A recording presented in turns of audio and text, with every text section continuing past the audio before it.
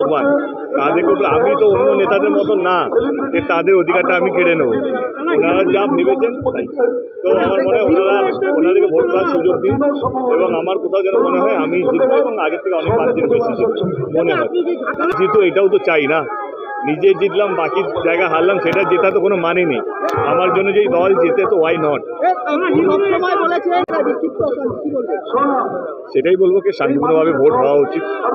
আমার আচরণে, আমার ব্যবহারে, আমার কথাবার্তার মধ্যে আমি কাউকে এখনো অবধি এইটা মানে বলিনি বা আমার কর্মীদেরকে গিয়ে আক্রমণ করো না, আমার কথাবার্তার মধ্যে না ব্যবহারের মধ্যে।